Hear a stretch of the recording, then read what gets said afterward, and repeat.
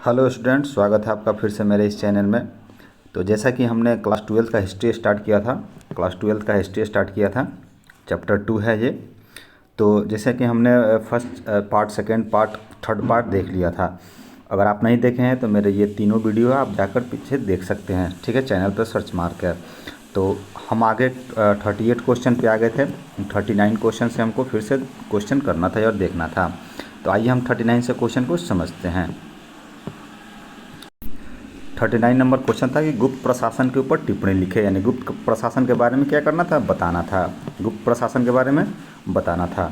तब गुप्त प्रशासन में अब प्रशासन कैसे चलती है, जैसे में जो भी राजवाड़ा है तो राजवाड़ा को चलाने के लिए, किसी भी राज्य को चलाने के लिए प्रशासन होना जरूरी है।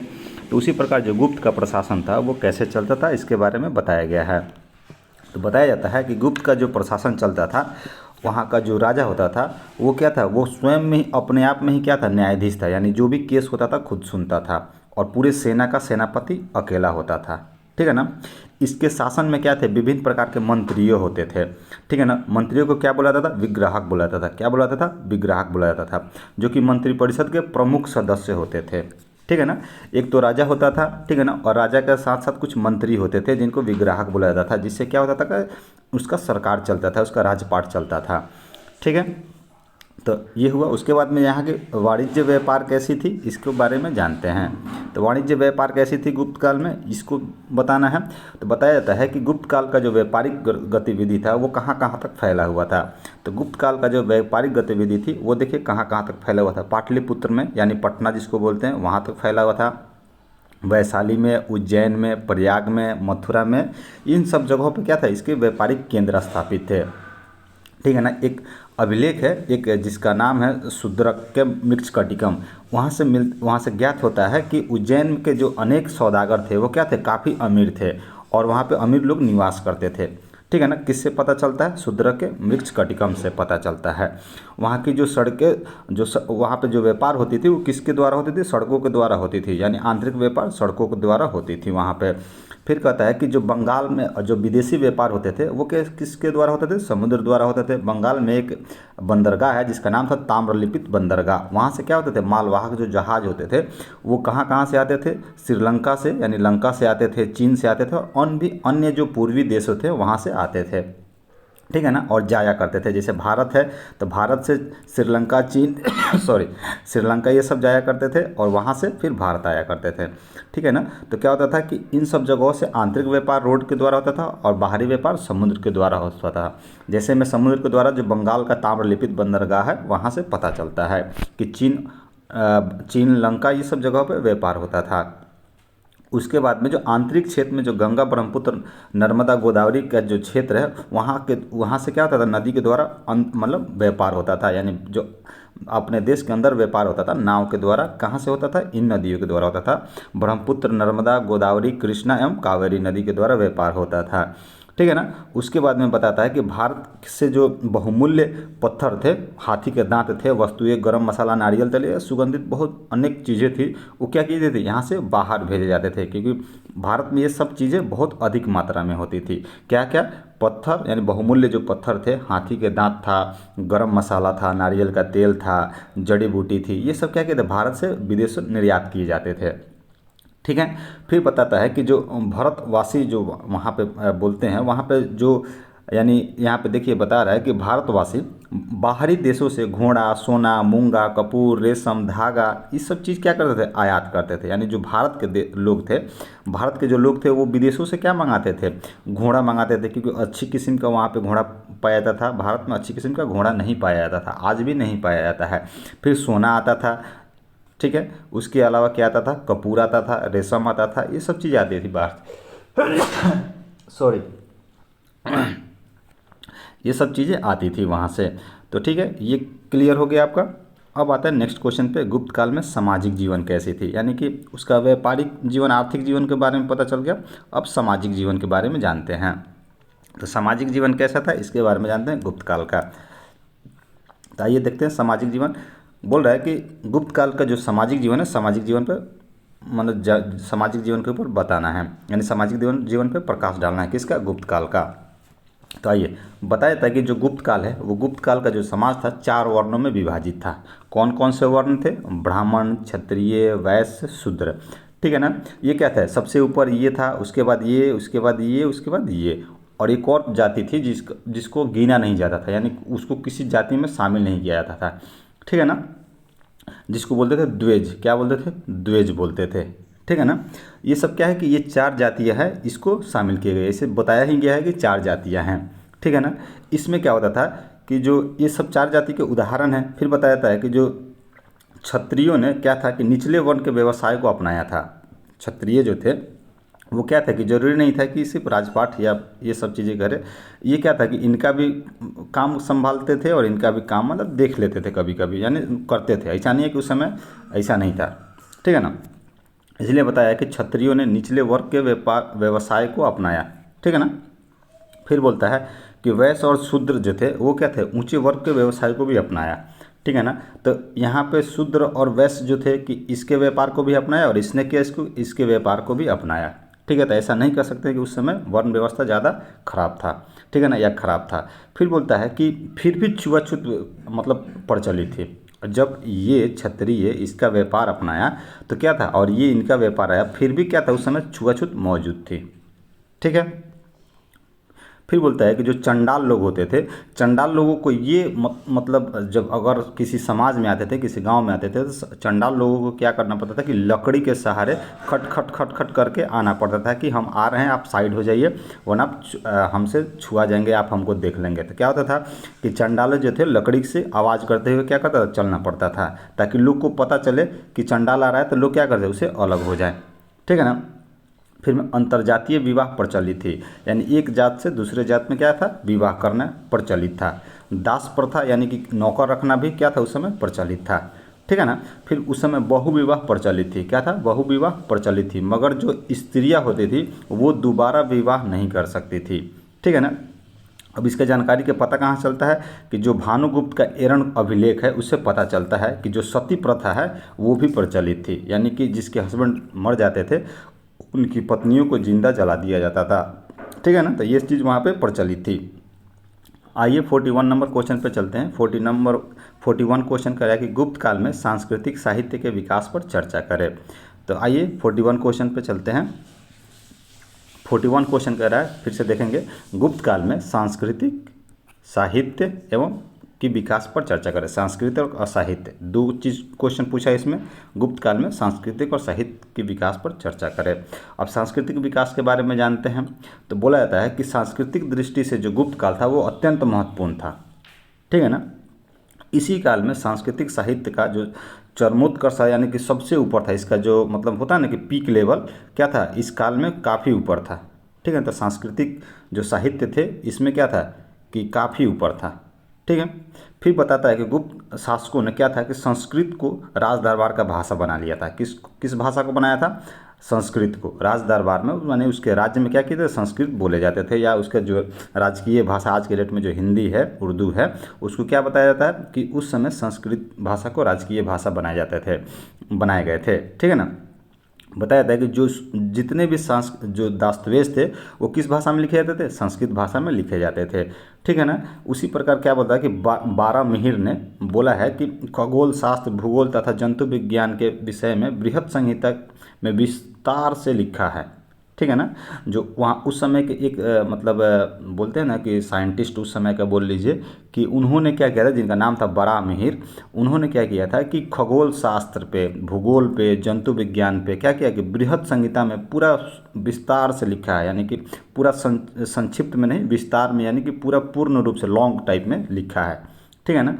फिर उसी प्रकार क्या किया सॉरी आर्यभट्ट जो महान जिनको बोलते हैं वो भी उसके काल में मौजूद थे, और उनके द्वारा क्या गणित, खगोल शास्त्र ये सब लिखे गए थे। आइए नीचे देखते हैं। जो आर्यभट्ट थे क्या था? गणित पे, खगोल शास्त्री पे मतलब लिखे थे, इसलिए उनको क्या बोले थे? खगोल शास्त्री। ठीक है ना। गणित के खगोल शास्त्री थे। फिर बोला जाता है कि जो संस्कृत के प्रमुख साहित्यकार कालिदास इसी काल में थे। ठीक है ना। कालिदास किसके काल में थे? इसी काल में थे। किसके? चंद्रगुप्त के काल में। ठीक है। बोला जाता है कि उनके द्वारा जो संस्कृत के जो कुछ अभिलेख लिखे गए थे, जैसे में था उसमें अभिज्ञान शकुंतलम, मेघदूत, ऋतु संहार, ये सब क्या थे कि उनके द्वारा लिखी गई कुछ महत्वपूर्ण किताबें थी, ग्रंथें थी। उसी प्रकार एक और थे रघुवंश, ठीक है ना, वो भी क्या थे, इनके दरबार में रहा करते थे। कालिदास के अलावा और भी जो थे आर्यभट्ट, वराहमिहिर आदि सांस्कृतिक साहित्य की उत्कृष्ट कृतियों का सृजन किया था, यानी लिखा था, ठीक है ना। कौन कौन? कालिदास, आर्यभट्ट एवं वराहमिहिर, ये सब क्या थे, संस्कृत भाषा के क्या थे, उत्कृष्ट तक मतलब लेखक थे। आइए नेक्स्ट चलते हैं 42 पे। 42 नंबर क्वेश्चन कह रहा है कि गुप्त काल में विज्ञान एवं प्रौद्योगिकी के विकास के ऊपर प्रकाश डाले, ठीक है ना।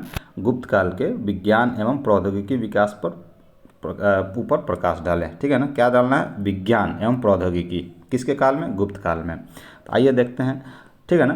तो बताता है कि गुप्त काल में विज्ञान और प्रौद्योगिकी, जाहिर सी बात है जब वराहमिहिर, आर्यभट्ट ये सब लोग होंगे तो जाहिर सी बात है कि बिना ये तो क्या थे, ये जब खगोल शास्त्र या जंतु या विज्ञान पे अगर ध्यान दे रहे हैं तो जाहिर सी बात है कि विज्ञान तो आ ही गया, इसमें प्रौद्योगिकी भी आ गया, ठीक है। तो वहीं बताता है कि गुप्तकालीन में जो आर्यभट्ट थे वो क्या थे, दशमलव पद्धति के परिचित थे, ठीक है ना। इन्होंने किनके द्वारा दशमलव पद्धति को दिया गया था? आर्यभट्ट के द्वारा, ठीक है। तो इससे पता चल गया एक, ठीक है ना। उसके बाद बोला जाता है कि यह पटना के रहने वाले थे। आर्यभट्ट कहाँ के रहने वाले थे? पटना के रहने वाले थे। इन्हीं के द्वारा पहले बताया गया था कि जो पृथ्वी है वो गोल है, ठीक है ना।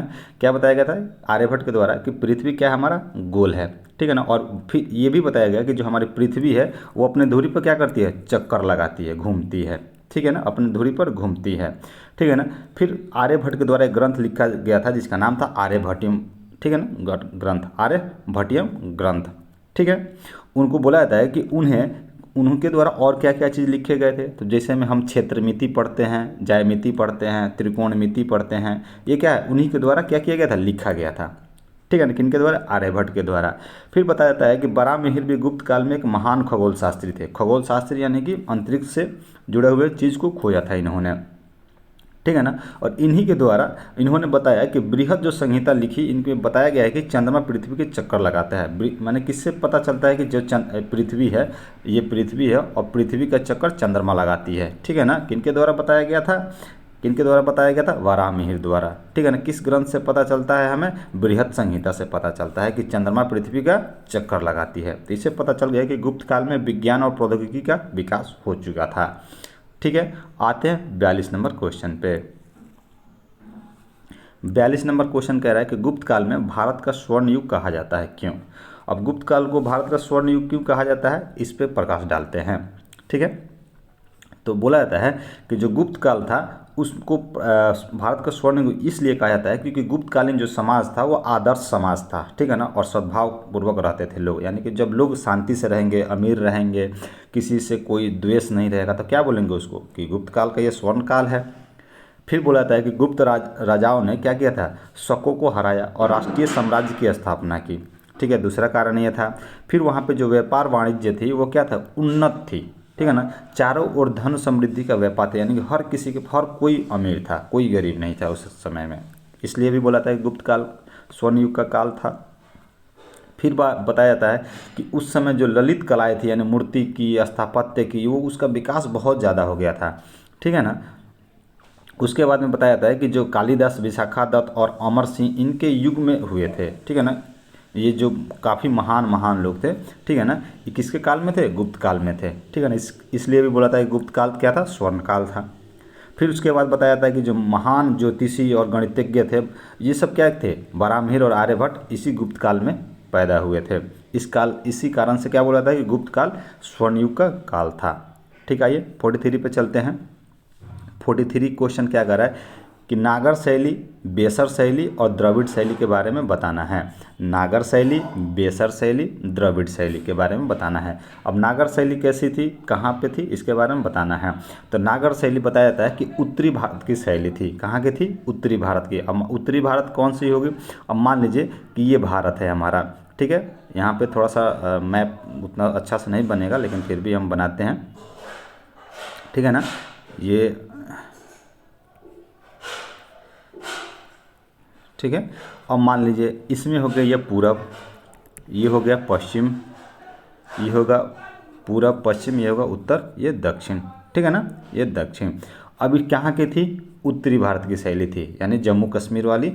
जम्मू कश्मीर से जो ऊपर वाला ये यहाँ से इसको आधा आधा कर देंगे तो इसको उत्तर, इसको दक्षिण, ठीक है ना। तो आधा गुजरात भी आ जाएगा, जैसे मध्य प्रदेश, आधा गुजरात, ये सब राजस्थान, सब आ जाएंगे कहाँ पे? उत्तरी भारत में, ठीक है ना। तो उत्तरी भारत की क्या थी? ये शैली थी, ठीक है। उसके बाद बताया जाता है कि इसे क्या बोला गया था कि हिमालय से लेकर विंध्याचल के बीच की शैली माना जाता है। कहाँ से कहाँ तक किस पर्वत के बीच के माना जाता है? हिमालय से लेकर विंध्याचल के बीच की शैली माना जाता है। इस शैली में क्या था कि प्रमुख मंदिर जैसे में कुछ बनाए गए थे, जिस मंदिर का नाम था लिंगराज एवं पुरी का जगन्नाथ मंदिर, ठीक है ना। किस शैली में बनाए गए थे? नागर शैली में बनाए गए थे। कहाँ का मंदिर? नागराज एवं पुरी की जगन्नाथ मंदिर, ये किस शैली की थी? नागर शैली की थी। फिर बताया जाता है कि इसके अलावा कोकण का जो सूर्य मंदिर है और खजुराहो का जो मंदिर है जिसका नाम, उसके बाद में दिलवाड़ा का जो मंदिर है, ये सब भी क्या है कि नागर शैली का है, नागर शैली से ही बनाए गए हैं, ठीक है। अब आते हैं बेसर शैली पे कि बेसर शैली क्या है। तो बेसर शैली के ऊपर आइए प्रकाश डालते हैं। कह रहा है कि यह उत्तर भारत की नागर शैली एवं दक्षिण भारत की द्रविड़ शैली का मिश्रित रूप था, यानी कि जो उत्तर में और दक्षिण में जो शैलियाँ विकास हुई थी उसका क्या था? ये दोनों मिश्रण था, यानी कि दोनों को मिलाकर बेसर शैली को बनाया गया था, ठीक है ना। अब इसमें कौन कौन सी मंदिरें आती थी? तो बताया जाता है कि चालुक्य मंदिरों में उत्तर एवं दक्षिण शैलियों का मिश्रण था, ठीक है ना। क्या था? उत्तर और दक्षिण शैलियों का मिश्रण था। चालुक्य शैली बेसर शैली से मतलब बनाई गई थी। आइए नीचे देखते हैं। बेसर शैली की कौन? चालुक्य के जो मंदिर था वो क्या थे? बेसर शैली को क्या करते थे? प्रतिनिधित्व करते थे, ठीक है ना। अब इसमें जो भी मतलब किस किस इलाके की शैली आती है, जैसे में कृष्णा और कन्याकुमारी के बीच की जो शैली बोला जाता है, इसी को बोला जाता है। किसको बोला जाता है? नागर बेसर शैली को, ठीक है ना। कहाँ की? कृष्णा और कन्याकुमारी के जो बीच की शैली है इसको कहा गया है, ठीक है ना। फिर बोला जाता है कि चालुक्यकालीन जो मंदिर थी जिसका नाम था एलोरा, कैलाश मंदिर, ठीक है ना, ये सब क्या थी? ये इसी शैली की थी, ठीक है, क्लियर। अब आते हैं द्रविड़ शैली पे। द्रविड़ शैली क्या है, ठीक है ना, इसके बारे में जानते हैं। बताया जाता है इसके द्रविड़ शैली के बारे में कि दक्षिण भारत की जो कला एवं द्रविड़ कहलाती है यह, ठीक है ना। द्रविड़ शैली क्या कहलाती है कि दक्षिण भारत की कला शैली की जो है द्रविड़ कहलाती है, यानी उसका हृदय बोला जाता है, ठीक है ना, सबसे विख्यात थी। फिर बोला जाता है कि इसमें जो राजा थे पल्लव कालीन मंदिर, जहाँ इनकी प्रारंभिक अवस्था को दर्शाते हैं। जो पल्लव कालीन राजा थे उनके द्वारा क्या कहते प्रारंभ में इसका विकास करवाया गया था, ठीक है ना। वहीं पे जो चोल कालीन मंदिर थी इसकी क्या थी? विकसित अवस्था में थे ये। किसके काल में शुरुआत थी इसका द्रविड़ शैली का? पल्लव कालीन क्या था? शुरुआत था। और वहीं पे चोल कालीन क्या था? चोलों के राज में इसका विकास हो चुका था, काफ़ी विकास हो चुका था, ठीक है ना। बताया जाता है कि जो मामलपुर के रथ मंदिर का जो बनाया गया है वो क्या है? कैलाश मंदिर, चोलपुरम एवं मंदिर इसी शैली से बनाया गया है, ठीक है ना। मामलपुर जो मंदिर है वो जैसे वहाँ पे कांचल कैलाश मंदिर है, चोलपुरम मंदिर है, क्या किस शैली से बनाई गई है? द्रविड़ शैली से बनाई गई है। आइए नेक्स्ट क्वेश्चन चलते हैं 44 पे। 44 क्वेश्चन क्या कहता है कि गुप्त साम्राज्य के पतन के कारणों का उल्लेख करें। अब गुप्त साम्राज्य कैसे पतन हो गया इसके बारे में जानना है। तो गुप्त साम्राज्य कैसे पतन हो गया? तो इसके निम्नलिखित कारण बताए गए हैं गुप्त साम्राज्य के पतन होने का, ठीक है ना। सबसे महत्वपूर्ण कारण बताया गया है कि गुप्त साम्राज्य के समाप्त होने के कारण यह है कि उस गुप्त काल के बाद जो भी मतलब गुप्त के बाद जो अगले मतलब दूसरा उत्तराधिकारी आया वो क्या था?